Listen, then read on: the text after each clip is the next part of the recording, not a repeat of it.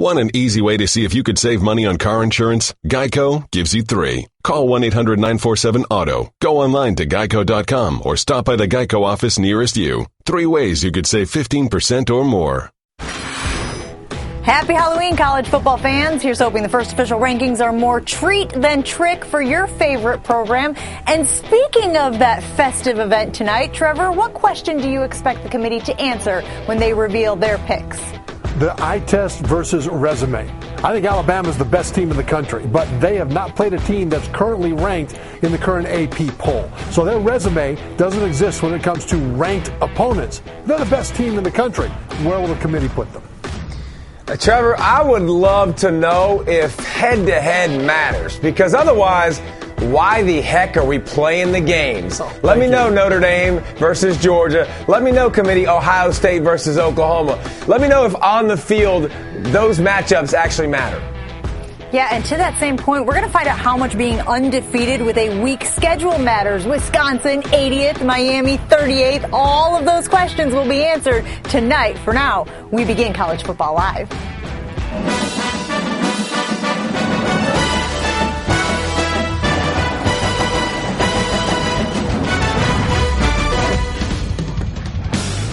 And we begin with the old blind resume time. Here are 2 college football playoff contenders. Team A's metrics, you guys will notice, are just a little bit better than Team B's, while Team B has the greater points per game differential. Trevor, David, looking based on this exclusively, no coaches, no names, no program history, who should be number 1 between these 2? Well, based on that, it's got to be Team A, just because of the strength of schedule and the strength of record ranks. Well, I mean, it's pretty obvious. Now, listen, one's not scoring as many points a game, or the differential's 7 points different. But when it's 26 and 33, I'm not really that concerned. So I would say Team A as well.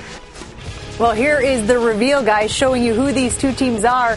And there it is, possibly a surprise by people who have been touting Alabama as number 1, because Georgia is the team with slightly better metrics, and the team, of course, currently atop the AP poll is the Alabama Crimson Tide. So if the committee goes with Bama tonight, because that's how the AP poll has gone, that's how it's been all season long, even at times, Trevor, them getting unanimous votes for number 1, what would that tell you about the committee's ranking criteria? It would tell me that they're looking more to what's happening on the field than just what's happening with the resume. Because I'll tell you this, as a player, I understand that you don't have any say over who it is that you play. But you're on the field sweating and grinding and getting your teeth knocked out and knocking the other guy's teeth out. There are games that are being played. And so I think that Alabama would beat Georgia right now on a neutral field. I think they should be number 1, but I think the committee will put Georgia number 1, Davey, because Georgia has 2 wins over a ranked team, including number 5 Notre Dame. And I think they'll take that resume and elevate that over Alabama's, in my opinion, superiority. Yes, and I think when I look at the teams, they're both great teams. The thing I think I think that Alabama does better is I think Alabama's better at the quarterback spot, more experienced, the guy that's been there, done that, and a lethal threat with his feet. But, you know, Georgia and Alabama have played similar competition with Tennessee, and they both beat the doors off them. They played Vandy. Both of them beat the brakes off of them. They haven't had a lot of competitive games. Okay, so what's the difference, Trev? One went to a top 5 or top 4 team in the country and beat them. So if the committee shows me anything that like they've been in the past, remember, these are new members every single year. If they show me what they've been in the past, Georgia will be number 1 tonight because of that win at Notre Dame. They're going to get credit for beating a great team in Notre Dame. The committee is all about big wins. I worry that we get too caught up in this new language of the resume, and we forget that there are guys playing there. You could take Alabama and lift them out of the SEC and drop them, say, into the MAC. No disrespect to the MAC, but they would still be the same team. In my opinion, still be the best team in the country. But they would not have the resume at the end to get into the top 4. Last year, you could have taken Clemson out of the ACC, best team in the country, national champs. Drop them into the Mountain West, they would not have made the playoff. And so I hope that eye test, people call it the eye test, I hope that watching the tape and seeing the players and seeing the differences in quarterback, like you mentioned, Davey, are important to this committee, and we'll find out tonight. All right, guys. Well, here's a situation that people have been talking about. Still a lot of football left to play. But what if these two teams square off in the SEC championship game, and it's a close game? Maybe Georgia loses by a couple of points. Is there room for both of these teams? I know what you guys have said about what the committee has traditionally done, but is there room for both of them in the college football playoff, David? I'd like to say yes. I'd like to say that the committee is going to put the best 4 teams in, but I don't think that's the case. I think from past history and judging from the committee, I just think that they want more conferences represented. They don't want 2 teams from a conference, so I think they'll try to avoid that. Now, listen, Georgia and Alabama might give them a reason not to. If it's a slugfest, Trev, and you go, man, oh, man, that was a great game, 2 great teams, it could have gone the other direction. Maybe Bama could have won. Maybe Georgia could have won.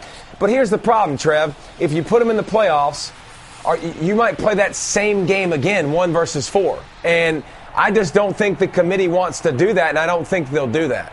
Yeah, I agree, Davey. And the thing is, I think it's important to college football that the committee give the benefit of the doubt to conference champions. And I would take a conference champion with 1 loss that I think is not quite as good as the loser of that SEC championship game and elevate them into the playoff over the loser of the SEC championship game with 1 loss, because I don't want to take the nation and turn it into one giant 130-team super conference, where winning your conference is a mild, interesting, regional thing, but nationally it just doesn't matter. I don't think that would be good for college football. Okay, Trev, what about Notre Dame, though? Notre Dame doesn't have that box for the committee to check, do they? So if it came down to Notre Dame or Georgia, it's a no-brainer. With 1 loss, you put Georgia in because they beat them head-to-head. If it's Notre Dame, Alabama, now you pick the better team, and I would take Alabama in that case. It's interesting, Jen, too, and Trev, because I think people across the country don't think it's a no-brainer. People across the country are trying to sell that Notre Dame and Georgia, well, they could be different teams at the end of the year. Ohio State and Oklahoma, Ohio State's a better team at the end of the year. You're not willing to afford them that. I'm not willing to afford them that, too, either. We saw them play. That should count. We just talked about Alabama, guys. Let's put Nick Saban in the camp of folks who are not interested in debating the merits of in-season rankings. Let's go. He weighed in as we take a look at Planning for Success, brought to you by Northwestern Mutual.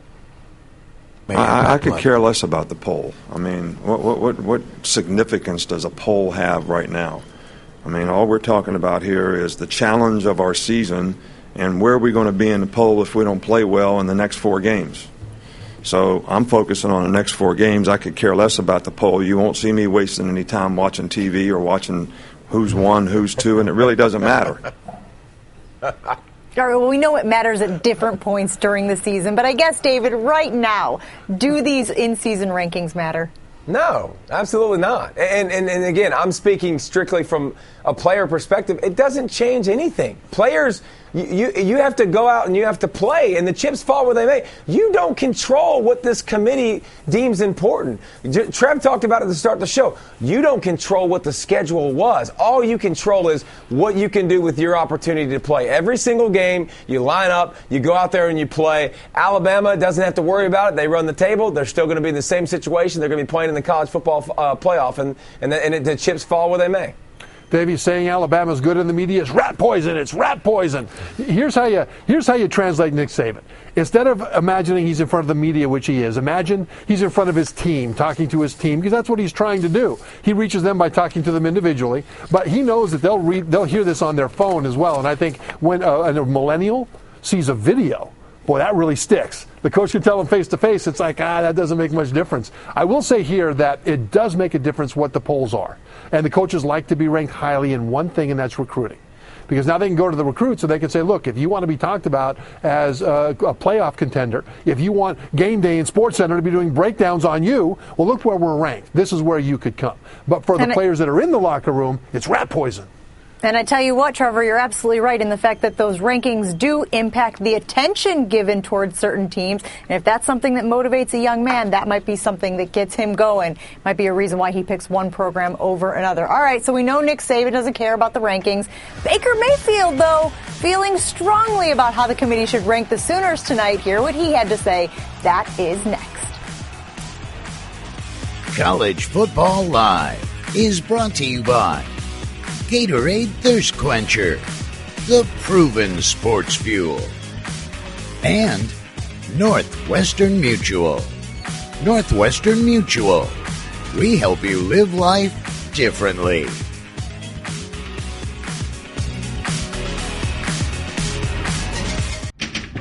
What if everyone believes they can get in? How do your wins stack up? What if your time is running out? The College Football Playoff Top 25 Ranking Show. Tonight at 7 on ESPN. Presented by Allstate. All right, guys, we love this blind resume stuff, so let's continue it. More than a few one-loss teams looking to be part of the College Football Playoff. Here are 4 of the more prominent ones, all in the top 10 in strength of record with various strength of schedule played rankings. You guys can see them there. So, Trevor, I'll start with you. Which team would you eliminate first of A, B, C, or D? Well, I'd eliminate C first. I mean, strength of schedule is the quality of your schedule that you play. Strength of record is what you do with them. And I think it's easier to do better with the worst strength of schedule. David, how about you? Well, that made my head hurt. We'll go. I guess get rid of Team A next then, if you were going to get rid of the next one. All right, guys, so let's take a look at the teams you eliminated and who the remaining teams are. Clemson, actually, team number C that you eliminated, Trevor. And Ohio State, team A that you eliminated, David, leaving Notre Dame and Oklahoma as the 2 teams that you think vie for a potential spot, at least in the top 5, 6, 7 of the College Football Playoff. Let's get to Baker Mayfield, who also weighed in on how he thinks the committee should be voting about head-to-head. You got to have some sense to count that. I mean, you talk about head-to-head, they beat Penn State, and both of them are still ranked higher than us, I think. But it's just, I don't understand it. All right, a little game of trick-or-treat coming up a little later on College Football Live. But before we get to that, Trevor, what do you make of Baker's position? Obviously, he has a vested interest given his flag-planting performance over Ohio State, and yet a lot of polls not giving them that respect. He is absolutely right. He was on a team that went to Columbus and beat Ohio State. Beat them head-to-head. And I'll tell you this, Davey, I know you probably think the same way. You and I were on that field. We were suffering for the wins. Sometimes we beat people that were better than us. Sometimes we were better than them. But if we win the game at the end of it all and drag ourselves into the locker room and ice up and try to drag ourselves back home, and then if a bunch of people in an air-conditioned room worship at the altar of the almighty spreadsheet and slap us in the head with a wet resume and say that, this resume means more than your victory over a team with one loss like you have, we wouldn't be happy about it. I think Baker Mayfield is totally right. I think he's totally right, too. And, Trevor, not only that, dude, you watch this game, and I know you, and you're a tape junkie. This wasn't a fluky game. This wasn't Penn State from last year where it was a blocked field goal. Oklahoma dominated the game. Oklahoma was the far superior team. It was very evident to see that. It was evident to know that they went across country, obviously, to Ohio, won at their place. There is no debate to me. I mean, it's end of story. If Oklahoma can run the table, which I don't think they can because the Big 12 is seriously competitive and they got a lot of challenges left on their schedule, I'm exactly in Baker Mayfield's corner. Now, you guys might have noticed that we did leave off Penn State, another one-loss team coming off that 1-point loss to Ohio State this weekend. Trevor, do they have a chance to still be in, or is their season done as far as the college football playoff goes? It'll be really hard. They needed Ohio State to get the ranked win because right now in Penn State's resume, they do not have a win over a team that's currently ranked. And if they beat Michigan State, they'll knock them out of the top 25 as well. So they will go through the entire regular season without a win over a team that's currently ranked. And it remains to be seen if the committee will look past that to how good they are on the field. Yeah, so what are we debating then? I think here's what I think about the Pac-12. I think the Pac-12 is going to be out. So we got to project. So if you're putting them up against Trev, a Big Ten team, or not a Big Ten team, a Big 12 team. Any Big 12 team is in over Penn State with one loss. So if you're a Penn State fan, you need a lot of losses because what Trev said is exactly right. There's not a lot of room to climb up that ladder. You need everybody else to fall apart and just cheer for absolute pandemonium. Notre Dame lose, everybody just keeps just tanking. Well, you know, I love chaos. For what it's worth, FPI gives the Nittany Lions an 80% chance of winning out for the rest of the season, and that may not be enough. Coming up, it is Halloween. We're going to play a little game of trick or treat. Will the guys be taking the candy I'm offering them? Next. And tonight we have the exclusive reveal of the College Football Playoff Top 25 rankings. That is at 7 p.m. Eastern. And, of course, if you can't make it to your TV, it's always streaming live on your ESPN app.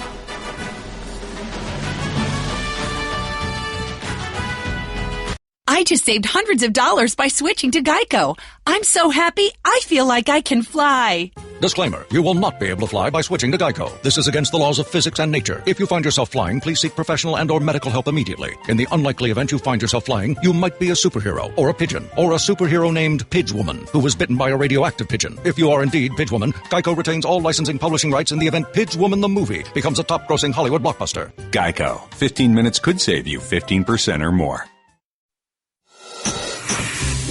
I forgot my costume at home, so my mom came and she bought like one of the Party City like little inflatable blow-up things, and I was a sumo wrestler ballerina. It was cozy, honestly. I've really settled into one, and I'm the same thing for every Halloween, which is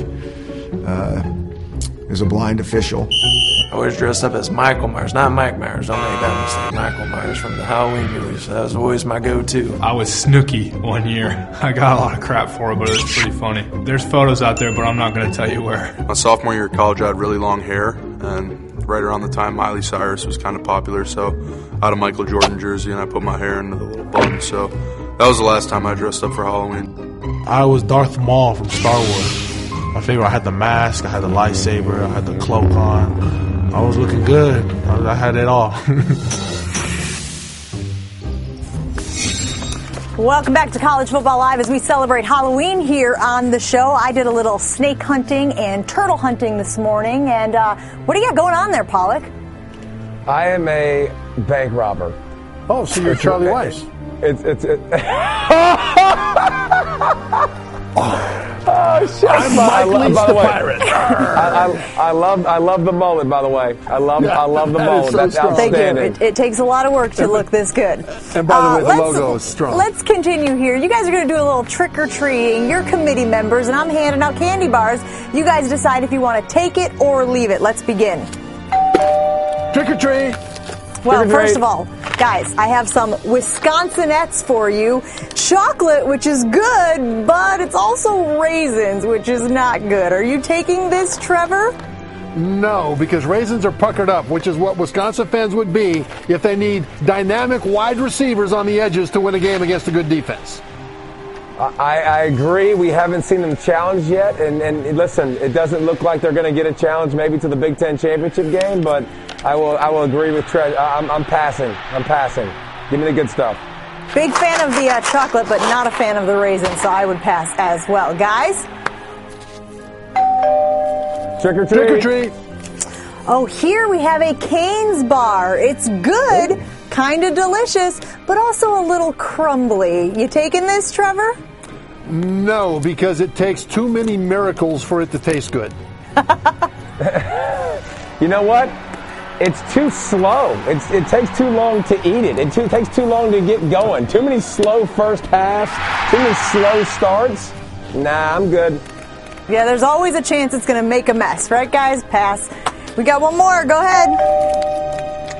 Trick or treat. Trick or treat. All right, guys. Well, this is what you call a Night-Rageous. Not a lot of people know about or are respecting the Night-Rageous, but a solid Snickers-esque option. You buying?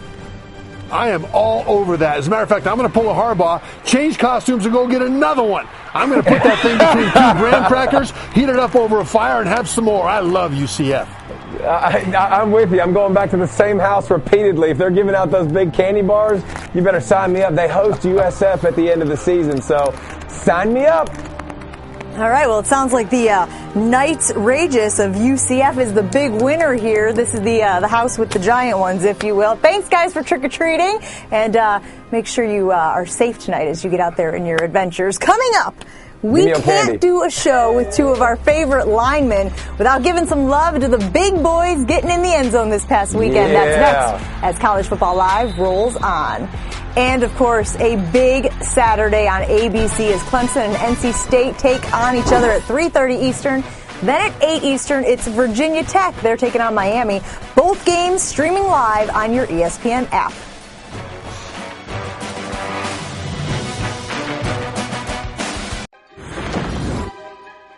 College Football Live is brought to you by the new DQ Western Bacon Cheeseburger $5 lunch.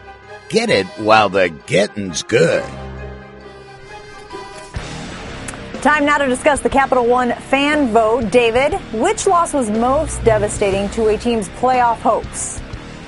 Well, Miss Gundy, I'm going to go with Penn State. I think, not a lot on the resume left to get them probably into the college football playoff Final Four unless mad chaos happens. That was a huge blow for Penn State, especially with an 18-point lead. Yeah, I agree. And the least bad loss is Notre Dame. They lose to the team that nobody else has beaten this year so far, Georgia. The least bad loss. I hear you, Trev. The least bad loss. Yeah. Speaking of losses, where did your costumes go, guys? Why am I the only one still sitting here like you didn't get the memo? No. We conspired against you. Don't forget to give your Capital One fan vote on SportsCenter's Facebook page. You can go ahead and do that today. Guys, we continue here on College Football Live with a little 3 and out. Halloween across college football. We love it. You know that college football fans love it. How about these Notre Dame fans dressed as Steve Jobs? What in the world is that? That's a good one. Yeah, I like that one. But, yeah, now that's strong right there. Oh, that's good A lot of love for Butch Anything Jones that mocks this year. that Tennessee garbage can is good for me. Whoa, that's a red face. That's a red face. This is a good one, guys. This is Hugh Freeze and the burner phone he should have used. Savage. Oh, wow. These people have no heart at all, do they? They're just going after these coaches. All right, those are the tricks. These are the treats. Some love to the big fellas this weekend. How about Wisconsin offensive lineman taking it to the house for the score? The first time he ever touched a football, gents. Yeah, and you know what? You absolutely, as a lineman, you get a chance, you see that goal line, nothing will keep you from crossing it. Nothing. Nothing. And he said his legs were trembling when he went in the end zone. That's awesome. That's a long way for us to run, you know. Look at that catch. You know what? Not the only folks who have made it in the end zone. How about this play from our friend? Oh, who's that? Trevor? That's me. Number 46. I was playing tight end for the Jets at the time. I think that's the only touchdown I scored in organized football. And then this play, does this look familiar, Pollock? Yeah, that's Look interesting. at that, though. The way you catch that ball, Dad. What were you thinking when that ball was coming down and you scooped it? Look, you're just grab it. Grab it. It's coming down. Hey, no HD, no replay. That's a long time ago, dog. You know, I love that, though, because the ball was up, and you went like a shark after that ball, not the quarterback. And we were able to find it, proof that nothing that is on the internet ever dies. Thanks for hanging out with us, guys. Be careful, Tonight kids. at 7 p.m. Eastern Like on that. ESPN, The Rankings. I'm going turtle hunting. Let's go. I just saved hundreds of dollars by switching to Geico. I've never felt more alive. Disclaimer. Geico cannot guarantee you will feel more alive. You either possess functioning respiratory and circulatory systems, or you do not, or you are a zombie. If you are indeed a brain-starved zombie and you would like to save money on car insurance, the Geico legal team applauds your excellent life choices, even in your shambling afterlife. But we strongly encourage you to visit geico.com or download the Geico app. Please stay a minimum of 500 feet away from our large and presumably delicious, delicious brains. Geico. 15 minutes could save you 15% or more.